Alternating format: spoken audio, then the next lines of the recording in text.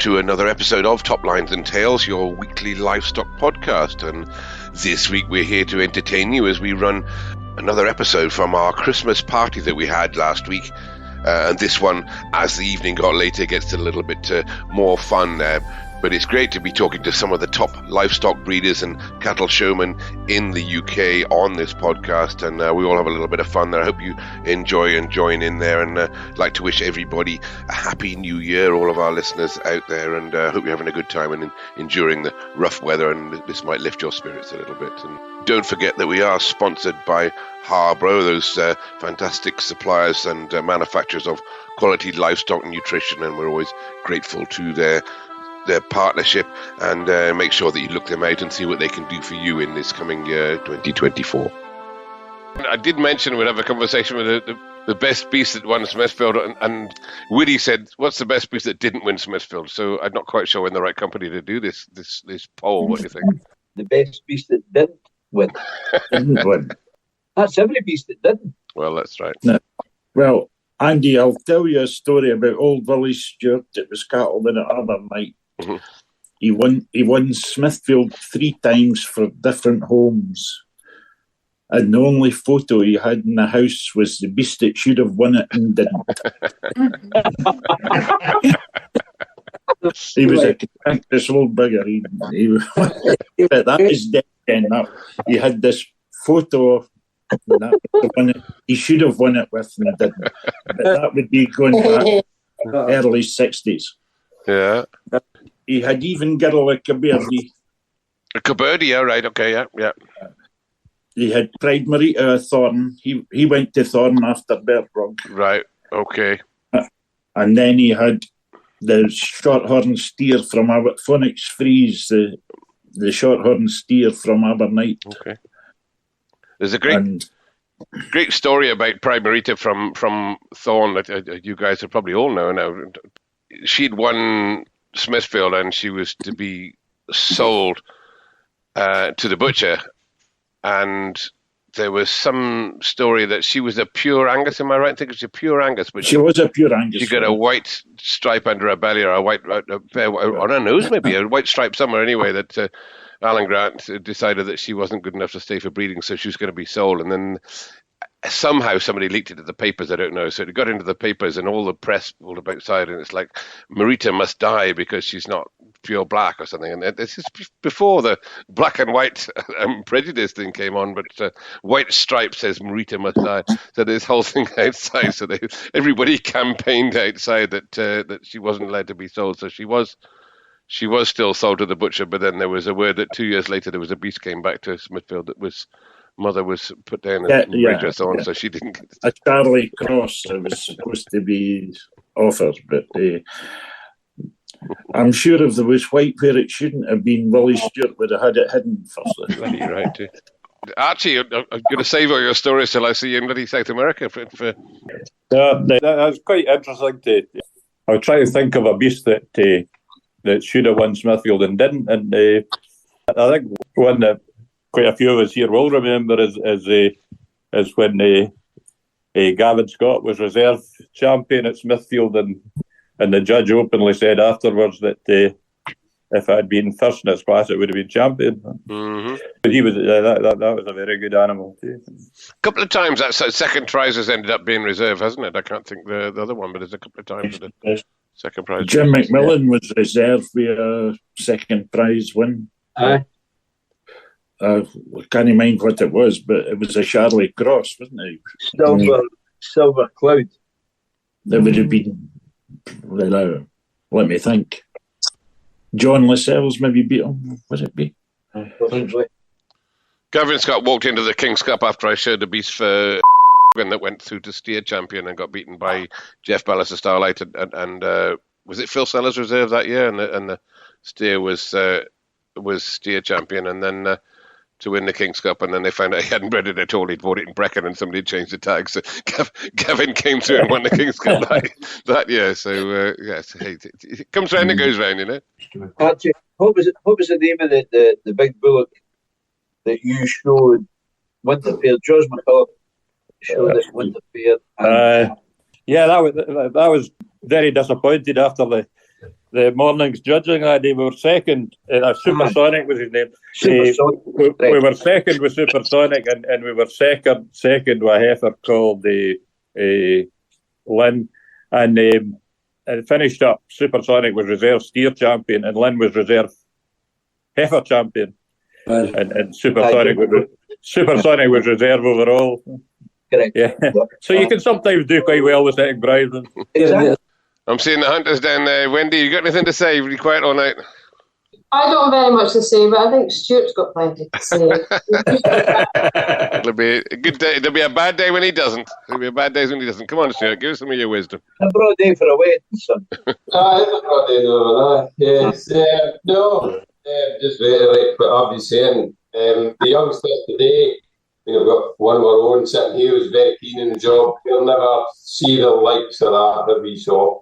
Some of the things you saw when you were in Smithfield, when I was cattle orientated, but one thing I remember in the Lily Langtree, there was this, I think it was the year that Erotica was on. Olympia, some of us went to Olympia. And there was this three folk sitting at the table, and David Blair and Alistair Cormack weren't quite sure which the third one was. There was definitely a man and a woman, but they couldn't understand what the other one was. So David Blair said, "That's a Jenny Willicks." So, of course, me being the youngest in the crowd was sent across to the table to find out if she was a Jenny Willicks. So, not quite going as far as Mick Dundee and Crocodile Dundee. I did my best to find out, but she was one of them, you could say. But no, great times, and the last year the Kist party was it was a place to be, and there was drink playing about Harbour, there was no glasses to be had, so I ended up drinking out a Pringles tube. Enjoying yourself, Smithfield. It was great times. Great times. It's just unfortunate it's gone and never to be repeated. Wait, Wendy, you'd have done a lot better at Smithfield before you met him, that's for sure. You and your old man, they would have given that some good kick at the ball in at Smithfield. Had your share of prizes down there. You're pretty keen then. No wonder the boy's keen. He's got a mother like you, not a bloody idiot like his father. I've never met his father, Fair do see, young man. Now you've earned your spurs already. I've seen you getting out and about there and done well. So, what you saying to the fat stock show in these days is not so easy, huh? I think there's more money involved nowadays, and I think it's even more serious than it was in our day because of the vast amount of money that's spent. Pardon? You made it that way. But no, the buzz was if you could go to the Cali or Fainston and you could pick up something that was fifth prize in its class, say, and it had the money and the champion would sell. I do remember, okay, it was in Smithfield, we were reserved at the Winter Fair with a fourth prize dipping bullock, bought it to Cali for 1,300, and the champion made 6 or 6.5 that day. And we were reserve overall, and the boy that bought the champion in the Cali that day said, if I'd known that bullock was going to do that, I would have bought it. So money doesn't mean prizes. And just that's what we have to try. We try and tell the younger generation, Finlay sitting here, That's how Wendy made me reserve champion that day at 9,500 and no champion. That's right. Yeah. Exactly. But the job is getting to a point now where I suppose the embryos come into it the same as it has. We won't even go into the sheep there, but the job has got into it now. We can all go and buy the same animal pretty much through an embryo, and when there's money to be made, calves at 5,000, 6,000, 7,000, then you can afford to embryo these things, but ending up with the same beast, so you can almost design an animal, really, isn't it? But the thing is, what's changed, like you said earlier, a lot of the good cattle were sourced in the north of Scotland in the past. They're not there anymore. They're very hard to find in this part of the world compared to what they used to be. I think they're maybe making a comeback. The spectacular has been a bit more impressive this past year, and there's a lot of enthusiastic young lads who are helping the situation. But I think Scotland have lost it a wee bit. When you see how far Ireland has come and England and Wales in the last few years, Scotland's it's not so easy to keep up. See the boys sitting in the top corner of my screen there, Donald McSmith and Charlie there. They're having a chat. I mean, the cattle have changed.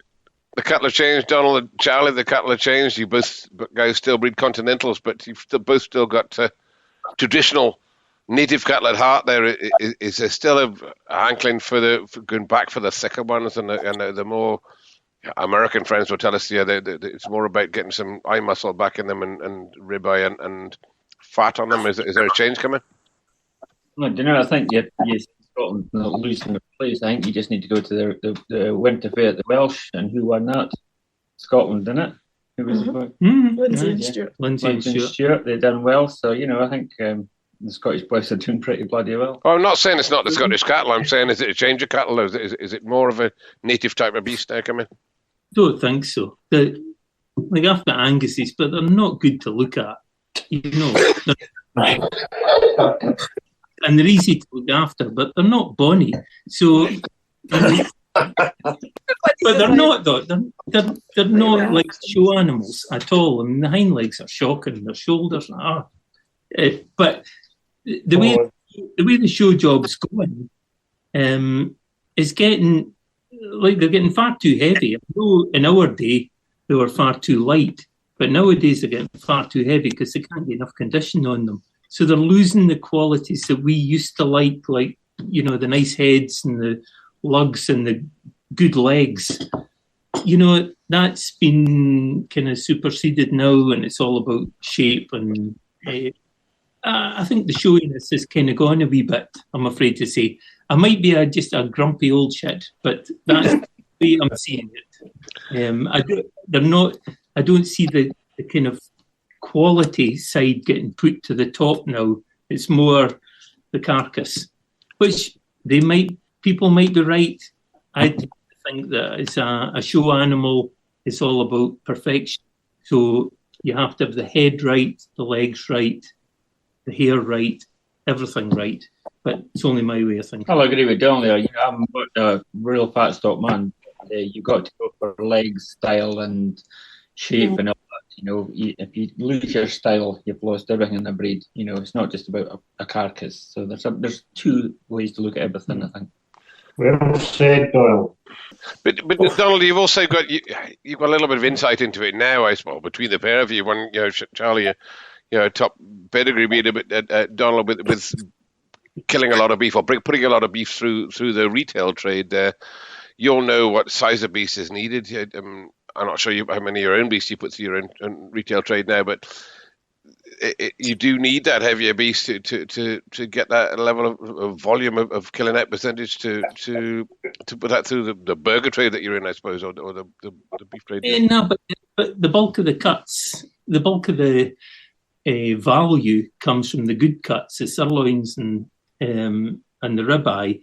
And if you get once you're over 600 kilos, Andy, nobody can afford to be paying like £8 or £9 just for one steak. Sure. It's crazy. So the carcasses are way too big now for the kind of normal retail trade. And in the showing side, these animals are killing out at massive percentages because they're such good looking animals. But if they're at 650 kilos, you're going to get 450 kilos.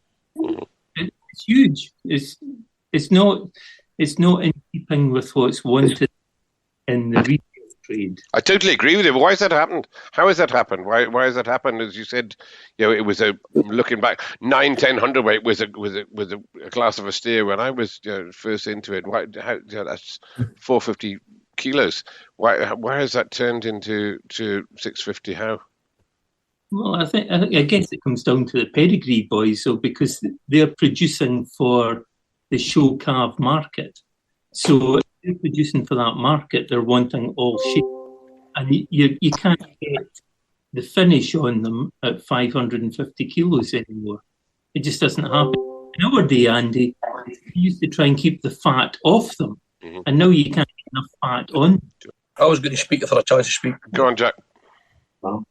I just wonder if there's too much continental breeding in the dam side. of the mothers of the fat stockers. And you stream backside and you lose the quality along the loin, the top, the back, along the top lines of the beast. Your beasts have been showing recently, your Angus's, your Charlies out of Angus cows. They're so evenly fleshed. They're terrific animals. I think the Continentals were built to pull ploughs and not for eating. Maybe that's a bit extreme.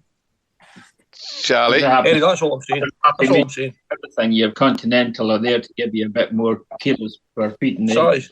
They produce your size. Yes, but your proper Angus in the olden days, before my time even, would be easy flesh and cattle with the back, like you say. And a marriage between the both were perfect. The one, the Smith, Charlie Cross, Angus's. The big cattle are fine when feeding is cheap, but feeding is not so cheap nowadays. You know, Yes. there's a medium to be had, I think, back to a more balanced beast. A beast that can actually grow without feeding it. Yeah, and I think that goes back to, you've not been with the Angus boys, but I think the Angus have got too much like Charlies. They're just too big. Yeah. The old Angus, if you want to call it the old Angus, built buckle, they were easily fleshed cattle. A marriage with what? No, I'm no experience. I'm too young for that to say that. But you're missing out the limousine in this. The limousine kind of throws a bit in the middle. The limousine was put in more of the killing out percentage in these things. There's no reason for a limousine to be 650 kilos, is there? Man, but the limousine are good cattle, and you can't get away from it. They were the best cattle, but they're just getting a little bit. Well, I'm not a limousine man, but they're getting a little bit more Belgianly blue. But they are very, very good beast, and I can't say too much for limousine. Hugh and Ian, if there's something as well. I mean, I was going to say, Hugh, you're still the demise of the autumn herd hasn't helped avoiding the big cattle winning, because it's all springborn cattle at 20 months old now, instead of, as Hugh was saying earlier, winning a 30-month-old heifer. Aye. And so people are keeping them till they're older. And the type, as you're saying, there is probably too much hard continentals in the cows. So you're not getting the firmness in the flesh when they're young like they used to. So it's very difficult. There's not enough autumn cows in the country breeding that type of calves. But also the type of cows that they're coming out of, it's hard to get them to flesh with that harder flesh. You know what I mean? For them handling properly at a young age. That's my take on it anyway. Yeah, you're right, Ian. I think you do know that. I mean, you're still breeding cattle, but they are finishing this later age. Why have we got cattle so big? Oh, good question. It just seems to be, if they're no 700 kilos now, they're no finished. I do agree with the fact. I think it's to do with the breeding that's in them, right enough. There's been quite a bit mentioned on social media this last week through the Limousine Society, some arguments I saw between the genes. I think that's got a lot to do with it. But if you want to produce these kind of calves, which is in vogue at the moment, you've got to look at them. Even selling this, so 99% of mine are sold through the store ring, and if they've got that bit of shape, they do command quite a bit of premium. So it's difficult to get them both ways. What do you say, Ian Anderson? Yeah. What do I say? Aye. Well, obviously, I've been out of the job for a few years now, but the type of cattle, the show cattle I'm talking about now, they've got to have the shapes, and perhaps maybe a lot of them nowadays just have maybe too much back end, but not enough loin. And I think it comes through the British Blue or the Belgian Blue. Maybe they're improving now, but the type of cattle are completely different for the ones that I first started with. But the best ones nowadays I still like them. They're still there. I quite like the type they're having now, providing they've got the loin, and that is just the problem now, not enough in the loin. Just to go back, Andy, back to the breeding of the show calves nowadays. I mean, it's very much a specialised job now, isn't it? It's a lot of them are embryo calves and the ex-fat stock show ones that were flushed, etc. Back in the 80s and 90s, we were working, when Vagabond was at his prime, the mothers of just about all the Vagabond calves were black Irish cows. They were Angus cross cows, and so they were fairly cheaply produced compared to the cost of producing these ones nowadays. I mean, I think the Starlight that Jeff Bellis won Smithfield with, she was Vagabond out of pure Limousin, but for the most part they were all out of these black Irish cows, and as you say, they were very, very easy fleshed at that time, and you were the whole fat stock job was so different then. The cattle were a lot lighter. It was usually babies that were winning, and I was looking at the Smithfield things that you were putting up on Facebook, and the first Charlie that won Smithfield, Charlie of Lowney, wasn't it? Yeah. It was actually 8 3/4 hundredweight, wasn't it? Yeah. Well, less than 450 kilos. So it's a. Is Libby just taking you up there? Come back in a sec. Actually, it's absolutely right. Though they were youngsters, and we'd all won. It used to be the one from the baby section would win the show, or the intermediate section, the senior one, never got a look in. Nowadays, okay, that was to do with age as much as weight, but nowadays you see the shows, and it's all the heavy ones, and it is. I remember with Fraser Stock Ranches, we appeared at Smithfield 2 years in a row, same beast. Called Action Man, junior section, and then senior section. Junior section, I think it was second or third in his class. And when he returned the second year, was reserve senior champion. Yeah. Shadley, reserve senior champion. Action Man was the name of the book. I showed a beast in 1983, I think, the first Belgian Blue to be in Smithfield, and he was called Blue Peter, and he was under 9 months old, and I would say eight months and something, just under 9 months old, and he went there, and he was 400 kilos, something like that. A good weight for a beast that age, and I brought him back a year later, and he went in the intermediate section, and he came second and reserve in his section. So What weight was it then, Andy? Can't remember, to be fair. When he came back the second time, I can't remember. But he was a Belgian Blue out of a Frisian beast, and he was the first Belgian Blue to ever be in Smithfield. One of the first Belgian Blue to be born in the country, to be fair. So good. Really? Yeah, his first one by Lulu's first Belgian Blue in the country. Just what you were saying earlier, up the stair, with the sheep section guys, their competition was, as hotly contested as we were in the cattle section. I mean, if not, it's a science, and then Dave, you'll come back into that, but it's a science. I mean, Rob Patterson tells me about when he was working for Richard Colgrave, and they'd have 50, 60 lambs in a pen, and they'll have split them 4 ways in 4 pens, and every morning you go and move one from one pen to the other one, so they get different feeding. It's complete. The same thing. It's a specialist job, and it's like Donald said. Donald McPherson said, it was an obsession. That's what you're going to do, and that's when you're going to do it. That's you've got to hit all the stops. And until we get Archie back, but how we all used to travel to Smithfield. Oh man, did we have luxury? I remember going with Tom and his dad, Rossi and the wee Reds, Bedford, magnificent. What a way to travel! and then you had the added luxury of Fraser Stock Ranches with a great big horse box. Southport, they called it, driven by Ronnie Wiley. You'll never ever forget these days. And somebody said the other day, we broke down the Sharp Hector. I think you said there was a year that was it 1970.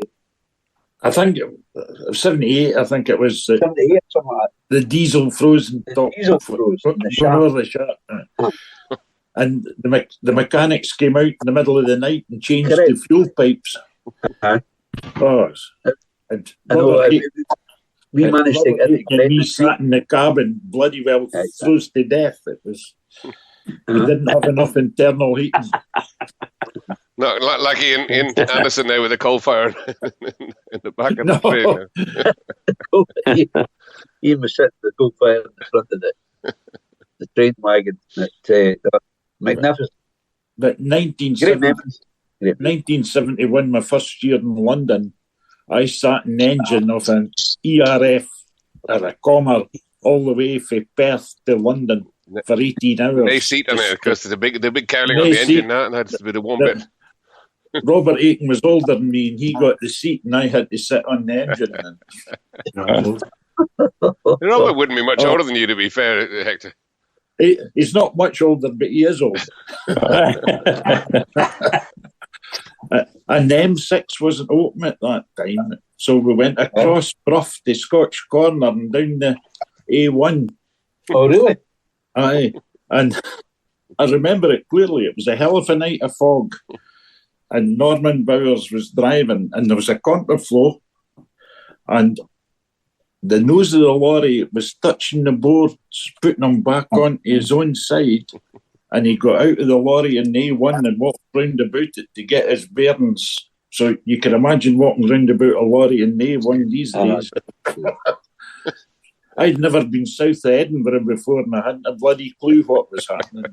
You'd been no help doing that. I just sat and hoped for the best.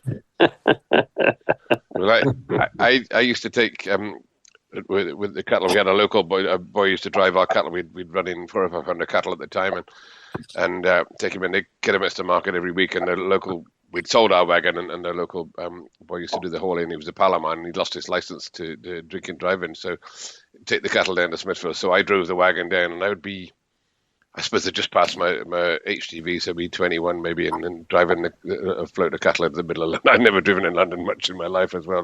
Driving a float of cattle through the middle of London, it's quite a scary experience, to be fair. Especially when you when you get to Smithfield, you could see it and you can't fucking find your way in. You drive around and there's one-way systems going up, one-way systems going down, and you can never find your way in there. It was quite. You see something you can't get to it. Right, exactly. But I mean, Tom and his dad, for a magnificent. See that wee Bedford went anywhere. Coming home from Smithfield, Papa went way up the road with Gran. Tom and I were in the lot, and he kept saying to me, I said, "You usually tell me." Driving up the road. Before that wee Bedford, Norman, with a wee Ford D series, 4-cylinder engine. They windscreen washers. The wiper was working right enough, and I duster in my hand, and I was with my window down the right hand side, in the corner of the windscreen so I could see. What was the year they stole your battery, Tom? You what? I think they stole your battery one year. You went out to start it. She was gone. I was always parked down at the back of the ramp at Earl's Court. I didn't know there was a market on there on the Sunday. When I went in the Sunday morning, I was in the back of Earl's Court, went home to your bed at night. I kept feed doing the lorry and doing this night to get some feed. I went to switch the light and inside with the light. The battery was gone. Don't stick to it. Sold the battery. A battery cheaper today than the one I had to buy down there. I think it cost £160 for the battery. Paying cash to borrow the money off old McKechnie. David McKerrow will tell you the story about us coming back on the road. But well, David's sidekick Gudun was a worthy from Broxford, who would, well, in my eyes, would have been the secretary of the Slug Whitman Singing Society. But I didn't know the guy, but my God, what an entertainment that boy was. He sung every Slug Whitman song. But see, when you get to Southway, it becomes fucking bored. You're on repeat. And you've got it for another 8 hours. Remember the wee boy used to work for the Queen at Balmoral, and Gordon, I can't remember his other name now, somebody might correct me, and he used to come down with the Highland cattle from Balmoral, come down, and I always thought he was a stocksman, and I found out about 3 years later he was just the gardener, but she used to like him, so she'd send him down to Smithfield with his cattle, and he'd come down, he'd drink his way down, and literally would be 2 bottles of grace to the good by the time he arrived in London. But boy, could that boy drink. And some of the guys did. I mean, they literally would. Oh, again, Hector will tell you that. I mean, there would be one driver, and the rest of the guys would just stick 2 or 3 bottles away in the back. I've heard tales of guys sitting in the back of the wagon and just sitting there partying the whole way down. Well, Donald will confirm this. Donald was the first lorry into the car park, and we were the second one. And I used to be with Howard Patrick. Howard Patrick was always good. I was Drew Patrick's old man. He used to take my cattle. We might have been second and third, but our lorry was next, and it was a real mild night. And we hung a cover between the 2 lorries, and I don't know how much whiskey was consumed in that car park that night. I think it mostly came out of Donald's lorry, but it would be the year he won with Donald Bann. But by hell, what a night we had! Well, you're straight off of the Scottish Winter Fair, you boys as well. Came straight out of there. When we'd come from Birmingham, we'd had a few days' grace. We'd go home and come back again in time to see the wife. Whereas you guys have come straight out of Edinburgh and straight down, went straight literally that night. In the olden days, we were away from home for a fortnight. Yeah. Right. You went into the Fat Stop show, and it was Perth on the Monday, and you were there till Thursday, and you travelled overnight till you were in London on Friday morning, hopefully, and you didn't get out of London till the next Friday night. Yeah, that's true. It was a week. So if I come back by lorry, it would be Saturday lunchtime at the earliest before I was home. So, see that year you're talking about, when we left Earl's Court, Teak was driving the wee wagon, and of course he liked to be first in, first out, and of course he was absolutely buzzing because we won. So he says, "Get Flower of Scotland on the cassette." So the cassette on in the wagon, and he turned up full blast, and it's like, "Oh, Flower of Scotland," and Teak's driving, proud as punching, great McPherson, like this, and he turned to Earl's Court, and we ended up in Oxford Street.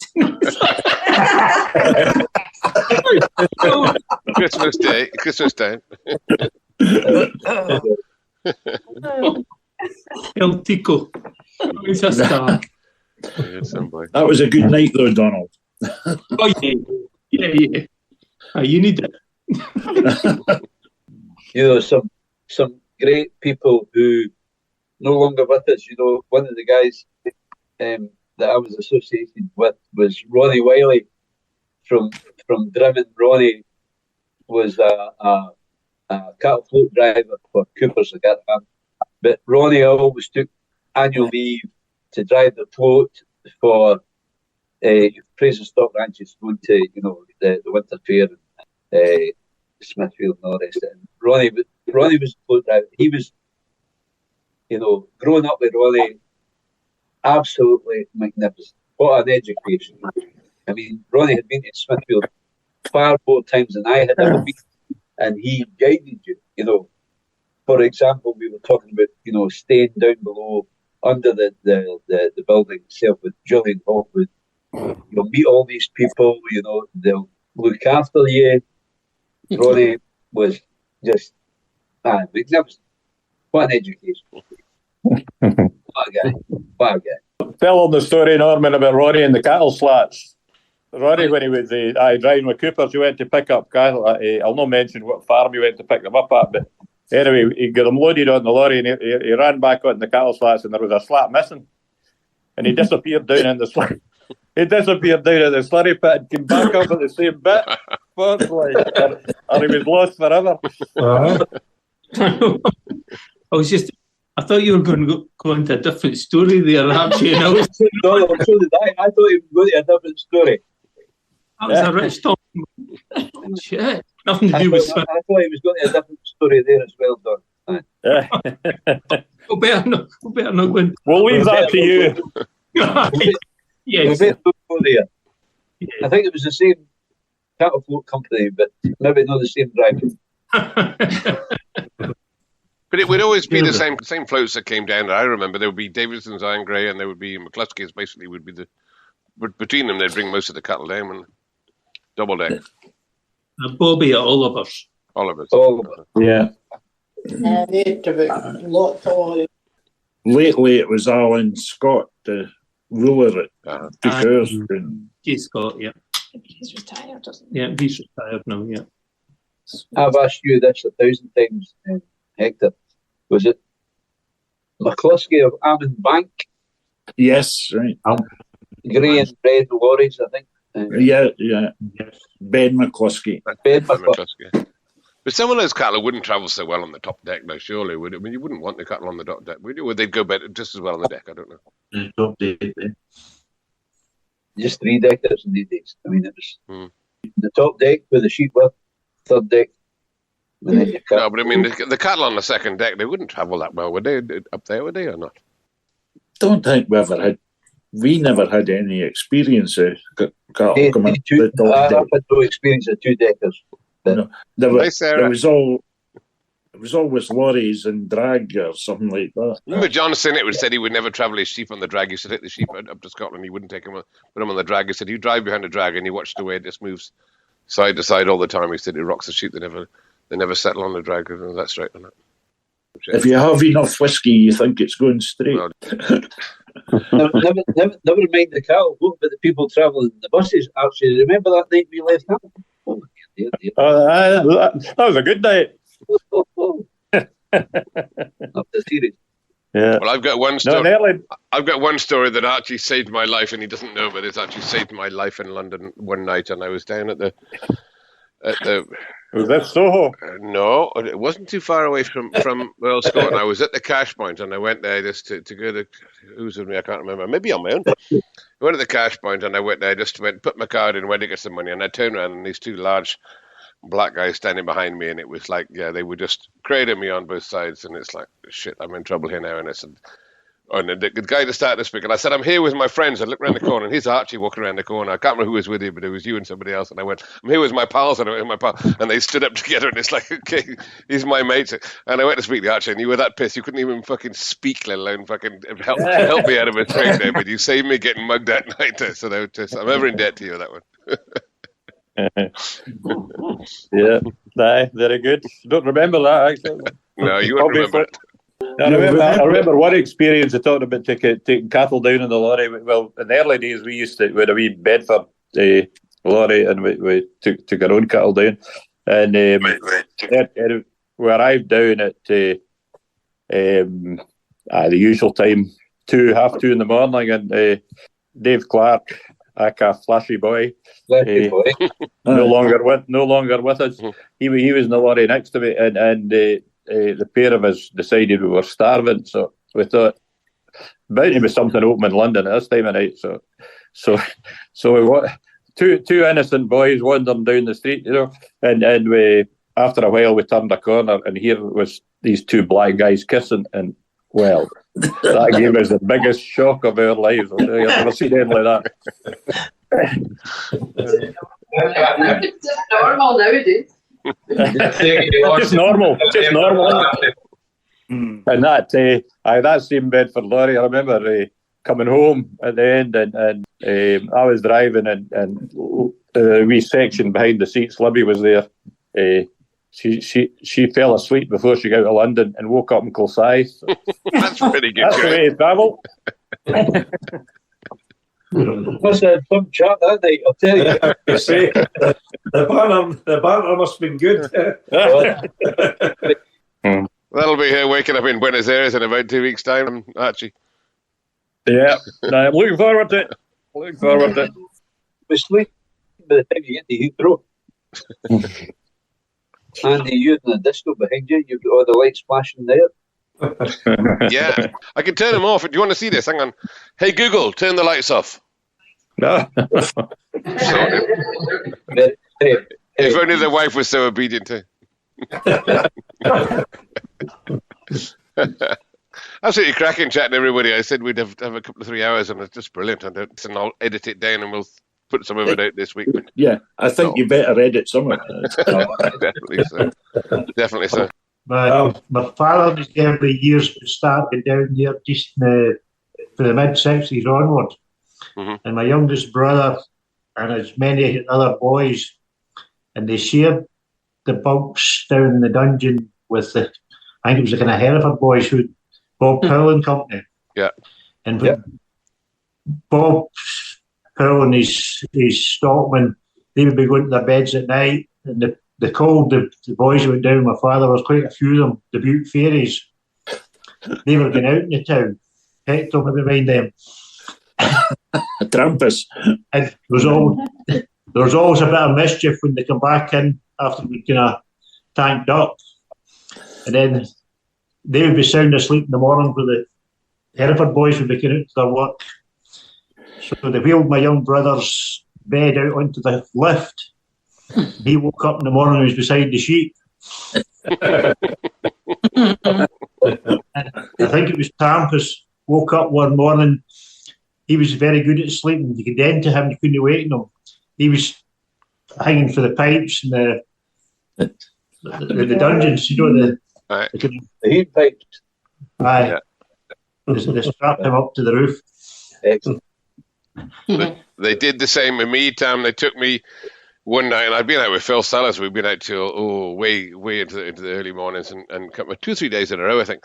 And so I came back one morning, and so they'd picked my bed up and taken me, carried me down from A block, and Julian was on here earlier on. They carried me from A block down the corridor all the way to the bottom of there, which is the main entrance where they come in from the tube station. So they take me out there, and then there was the isolation pens. So there was some wooden pens they put down any animals. They'll take it down and put it down there because it was just a little bit of draft and it was outside. So they carried me and stuck me in this bloody isolation pen, still fast asleep. The 4 or 6 of them, like a carrying a coffin, and they carried me all the way down this bloody corridor, 200-300 yards, and got me down and stuck me in this isolation pen. So people are arriving at Earlscourt in the morning, and they're looking down and looking over in the pen and seeing this fella lying there asleep. So I woke up. It was about 9 o'clock in the morning. I woke up. So I thought, well, I've got to get back to my bloody digs there. So I'm in the sleeping bag. That's all. So I've got to get back. So I've got to get back now 500 yards back down this corridor with all these people arriving literally amongst all of them walking down, trying to get down this corridor. So I'm shuffling along in this sleeping bag, literally two steps at a time, trying to get all the way back down this bloody down there. And eventually I found a guy that was bringing a barrel of beer, and he got a barrel of beer on a sack truck. So I sat on the barrel of beer. So I got delivered back to my bed there, back on the sack truck at 9 o'clock in the morning. Bastard. Some of the tricks, and it didn't pay to sleep in the mornings. That was for sure. It didn't do. I see Ian on there, Andy. Have you had a wee song from him yet? Ian Anderson, has he given you a wee song yet? No, he hasn't. It's probably about time he did, to be fair, though, isn't it? I would think so. Do you remember that one, Ian? Was it Wee Johnny Lost His Jory? Aye, that one. Do you remember it? Go for it. Oh, aye. What do you want it now? Aye, surely far away. Oh dear, you've got to have a lot of drink to do that, right? Well, okay, the story is, anybody that doesn't know what a jory is, it's a marble. And the story is, the wee boy was up in Glasgow, and he lost his marble, or jory, and he lost it doing a cundy, a drain. The story is, Wee Willie lost his jory, Wee Willie lost his jory, Wee Willie lost his jory, down the Brunello, for he lost it down the cundy. He lost it down the cundy, he lost it down the cundy, down the Brunello, Oh, and still they couldn't reach it, and still they couldn't reach it, and still they couldn't reach it, it didn't bring me low. So we went and got a poker, he went and got a poker, he went and got a poker, it didn't bring me low, and he shoved it in the candy, shoved it in the candy, he shoved it in the candy, it didn't bring me low, and still they couldn't reach it, and still they couldn't reach it, and still they couldn't reach it, it didn't bring me low. So he went and got a Clispo, he went and got a Clispo, he went and got a Clispo, it didn't bring me low, and he tied it to the poker, he tied it to the poker, he tied it to the poker, it didn't bring me low, and he shoved them down the candy, he shoved them down the candy, he shoved them down the candy, it didn't bring me low, ah, it still they couldn't reach it, still they couldn't reach it, and still they couldn't reach it, it didn't bring me low. So he went and got his sister, he went and got his sister, he went and got his sister, it didn't bring me low, and he tied her to the Clispo, he tied her to the Clispo, he tied her to the Clispo, it didn't bring me low, and he shoved them down the candy, he shoved them down the candy, he shoved them down the candy, it didn't bring me low. Still they couldn't reach it, and still they couldn't reach it, still they couldn't reach it, it didn't bring me low. So he went and got his granny, he went and got his granny, he went and got his granny, it didn't bring me low, and he tied her to his sister, he tied her to his sister, he tied her to his sister, it didn't bring me low, and he shoved them down the candy, he shoved them down the candy, he shoved them down the candy, it didn't bring me low, but we will fund his jory, we will fund his jory, we will fund his jory, it was the lost it all, for he funded to his pocket, funded to his pocket, he funded to his pocket, it was the lost it all.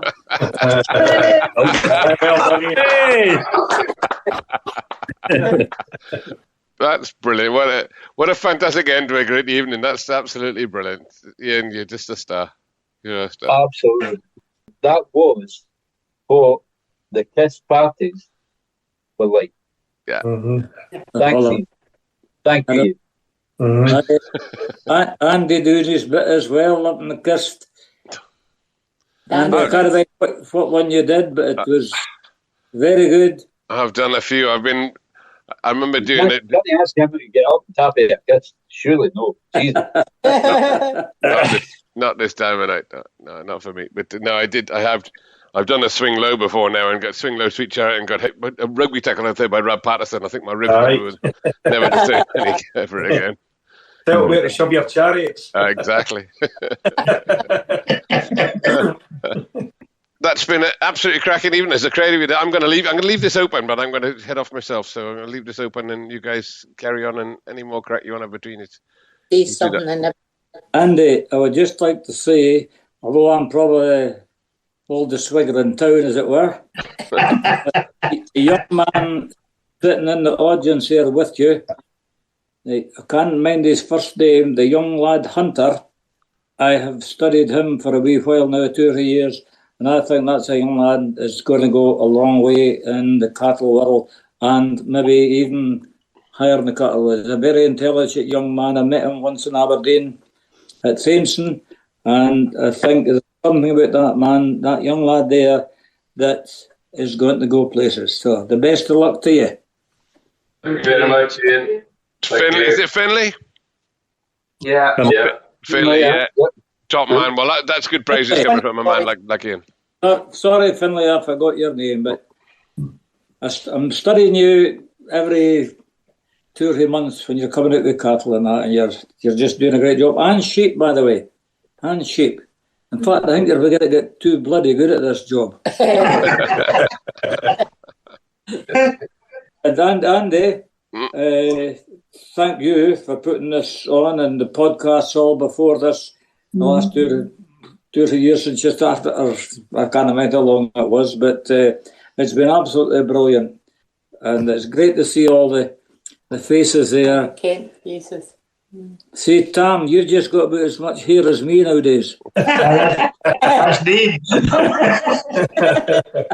It's been brilliant. I started this 3 years ago now. You're right, in 3 years where you were my first podcast guest, and you had no idea how to work a podcast. I had no idea how to work a podcast. It was you, Hector, and myself, and Diggy Macbeth, and then it all crashed and broke, and then we tried again the second time, and then you all got pissed by that time, and the whole thing went. It worked out fine, and that's been 3 years ago. And I will announce that I am. So we're going to drop it down to every 2 or 3 weeks. So it's not going to be the weekly podcast anymore. So that's an announcement just now. But it's been great. It's been brilliant talking to some great people. It's been absolutely magic. Really good, Andy. Very good. Brilliant. Happy Christmas to everybody, and hey. Same to you all. Same to you, Andy, and all the Thanks for the memories and all the rest of it. Hey, we'll... You know, in London used to say, "Oh, hope your stockings are filled."